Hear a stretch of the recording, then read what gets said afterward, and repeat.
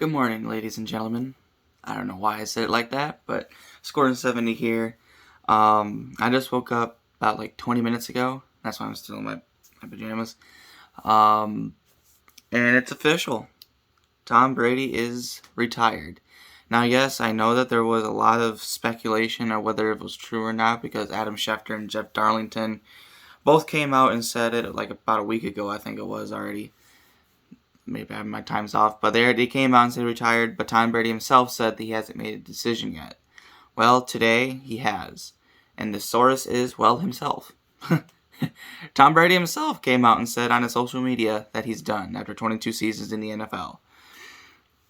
And to be honest, I'm kind of surprised. I know he's 45, and yes, I know Father Time is going to catch up eventually, but I, without a doubt, thought that Tom Brady was going to try to make it to 50. I mean, he said it throughout his whole career he wanted to play till 50, and be the oldest player to ever play the game. I thought if there was one person to do it, it would be Tom Brady. I mean, he's coming off his best season, if not in his career that he's had in a long time. I mean, he may win the MVP.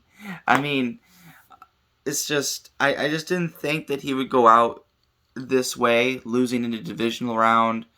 I don't know. But it's Tom Brady. He knows when it's time, and we really can't argue. He's given us 22 years of just complete sheer dominance. I mean, no player, I don't think, there is never going to be another Tom Brady. There is just never going to be another Tom Brady. Now, I'm not saying the NFL has a bright future.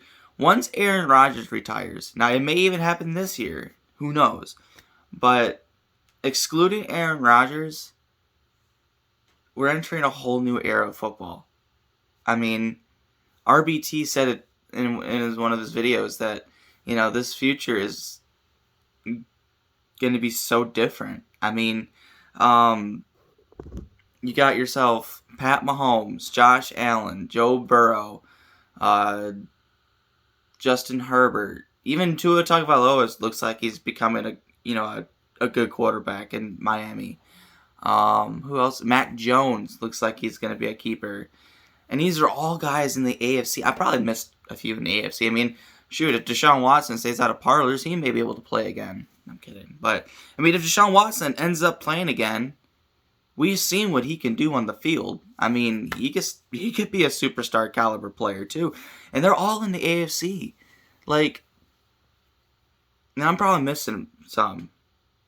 I mean, Derek Carr, but he's getting a little older. He's in his 30s, I think.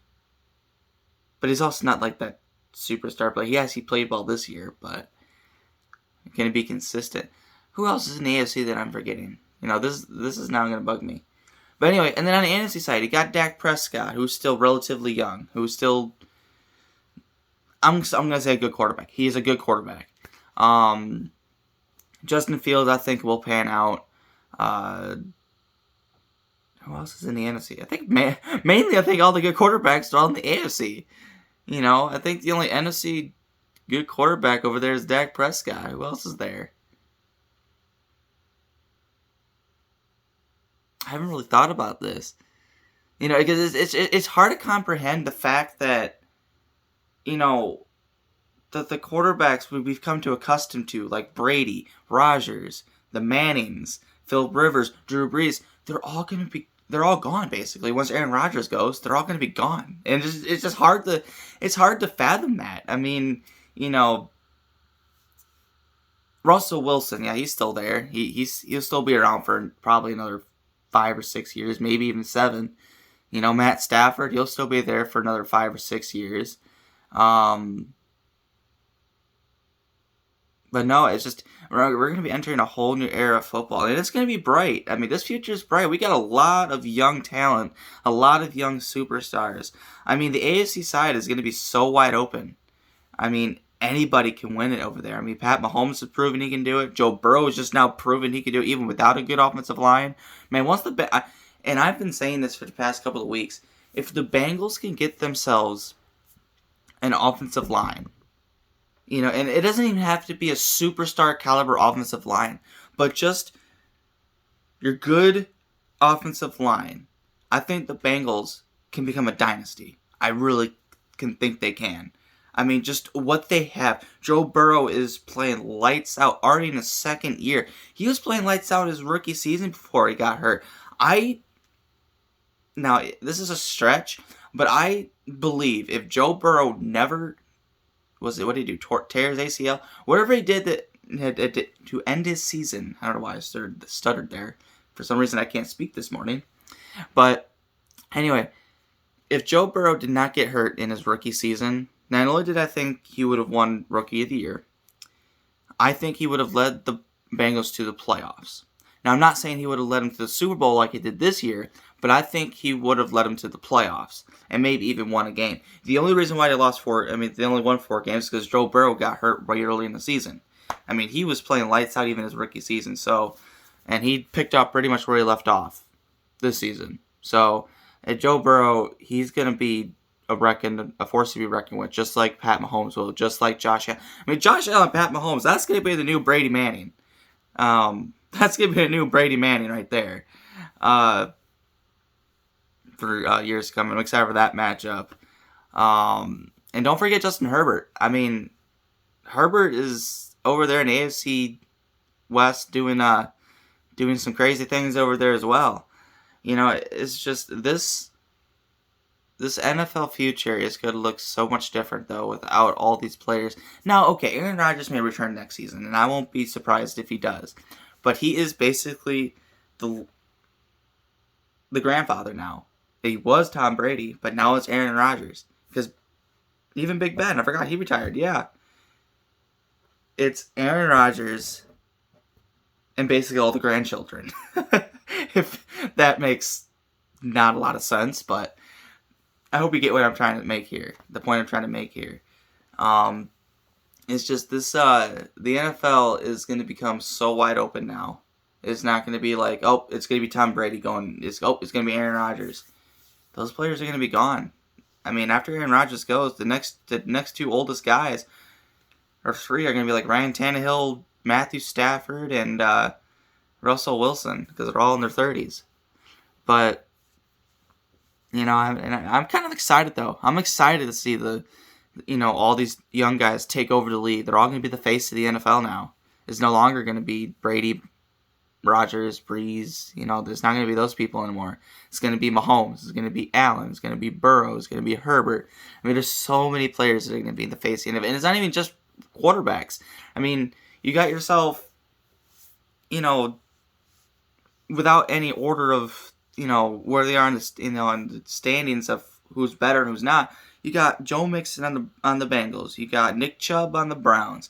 Hopefully Saquon Barkley on the Giants. Hopefully he can stay healthy and become a dominant running back. I mean, he can be. He's just got to stay healthy. DeAndre Swift from the Lions. Hopefully he can become something.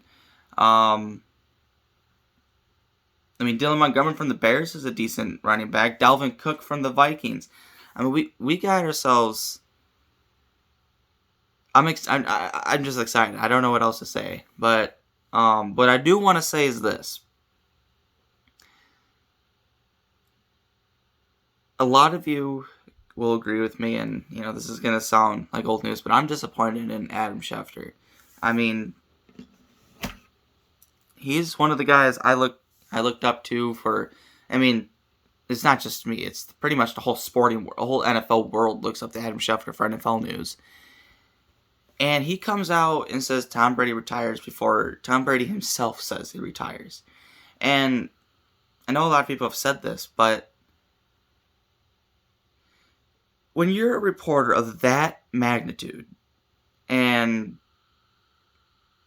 you want to come out and say the greatest quarterback to ever play the damn game come out and say he's retired before Tom Brady says he's going to.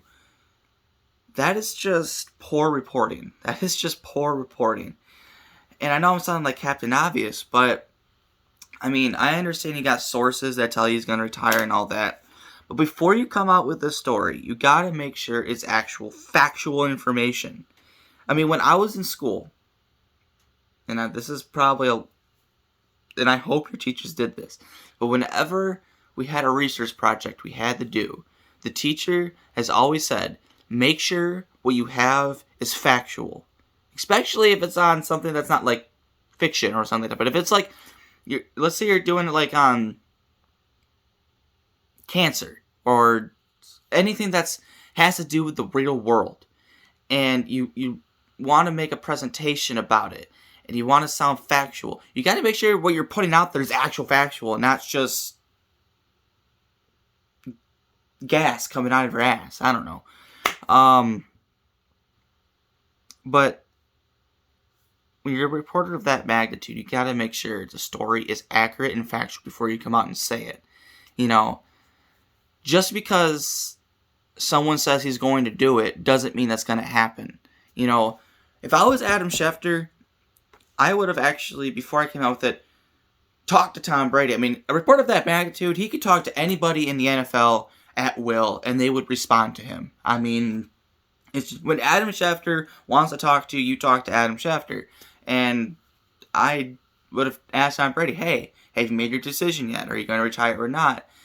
And if Tom Brady himself told him, yes, he's going to retire, then yes, say he's going to retire. But if he said, I'm still making my decision, don't come out and say that he's going to retire. Now, yes, this morning he said he's going to retire via Tom Brady himself. But I think he jumped the gun. And it wasn't just him, it was Jeff Darlington. But it's mainly Adam Schefter because, to be honest, no offense to Jeff Darlington, he's a great reporter. But I used to trust Adam Schefter more than Jeff Darlington. And my problem isn't he gave out inaccurate information. It's that he didn't take accountability for it. Like, he didn't, and that's my problem. I mean, people make mistakes. It's a part of human nature. We all make mistakes, whether we want to believe it or not, or whether we want it to happen or not. We're gonna make a mistake one way or the other. We're gonna make tens of thousands of them throughout the course of our lives. But you need to take accountability for your actions, whether it's in a good way or in a bad way. And if Adam Schefter simply have just come out and said, look, I am sorry, I jumped the gun a little bit, Tom Brady hasn't officially retired, that right there would have been good. But no, what has he probably gotten? He's probably gotten a raise. That's basically how it is. You don't have to give out factual information. You could just go about your career and basically not, suffer any consequences for it. I'm not saying that he should lose his job. I'm not saying he should be fired. I'm not saying like that. I just wish there was accountability in this world. And it's not just Adam Schefter. It's a lot of people now. It's a lot of people in the media. It's a lot of people in the media that they don't take accountability for inaccurate information. And it's kind of sad. It's really kind of sad that there's no accountability anymore. It's, I'm still going to trust Adam Schefter. Yes, people are probably mad at him about it, but, Adam Schefter, about 80% of the time, is correct. And he's going to give out accurate information. Like I said, he made a mistake on it. And, my problem isn't that he made a mistake, not necessarily. I mean, I wish he wouldn't have jumped a gun, but, a Tom Brady at that magnitude, you want to be the first person. You want to get those clicks. I understand that. But he got to take accountability for it. And not just come out and say, well, my sources were wrong. Yeah, they were wrong at that point. But you yourself has to come and say, I jumped the gun. And I apologize for that. Instead of saying my sources were incorrect. That's just covering it up, basically. And not actually taking accountability for it. That's a little over. But, yeah. I'm excited for the NFL future. I'm excited to see what all these young guys can do. And this next draft class, I'm excited to see the talent come into the NFL. Each draft class, I'm excited to see, who's going to be good, who's going to be a bust that we all thought was going to be good. There's always that one case, where this player's, oh my God, he's a generational talent. and he's actually not. He's a bust. But, I mean, shoot.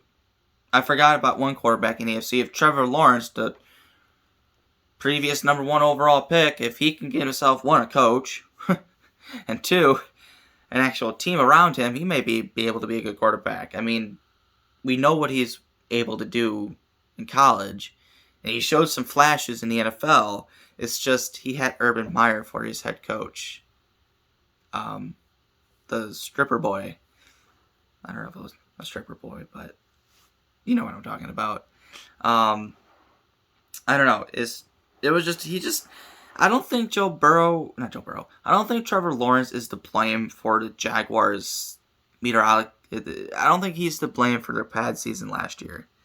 We all knew that it was probably not going to be a good season for the Jaguars to begin with, but he got put in a situation where he had Urban Meyer as his head coach. He didn't have that good of an offensive line. I mean, his best receiver was DJ Shark, I think. Or Marvin Jones. Who's not that bad. But he just doesn't have, like, that team. He just doesn't have that team. But they first need a coach. They first need a coach to start developing him. But I think Trevor Lawrence will develop into a great quarterback. But he needs help. He needs a lot of help. But, yeah. That's going to do it for this video. I just wanted to come on and say Tom Brady retired. Since it's now February, I'm going to come out with another mock draft of the Detroit Lions. My last mock draft got 168 views. And for me, that's a lot. I mean, I'm still a new YouTuber. I'm still, trying to scratch my way to the top. And I'm still at the way, way bottom. I'm still below the basement. But for me, that's a lot. And it seemed like they got, good amount of views. So I'm going to make another one. I was going to do it regardless whether I got a lot of views or not. But it looks like you guys like that. And depending on how many views this one gets. But yeah, I'm going to make a new one coming up maybe tomorrow morning. Make another mock draft. That one I probably won't trade. I know I said it the first one. I wasn't going to do any trading. The first thing I did was trade down. But no, this one I'm just going to keep it as no trades. I'm just going to, take who's ever available at whatever pick I have. Yeah. Hope you guys enjoyed this little video, and don't forget to like and subscribe. I really do hope, if you are new, please subscribe. I am trying to grow this channel. I say this a lot in my videos, but the only way I can grow as a YouTuber is if I can get subscribers. And I want to put out content you guys like. And the only way I can do that is if you subscribe and comment to me, what can I do better with these videos? What would you like to see? I mean, I have ideas. I haven't done Lions franchise in so long. I may start that one up again. It's just I've been so busy also with work too. But yeah, I would like to do what you guys would like me to do.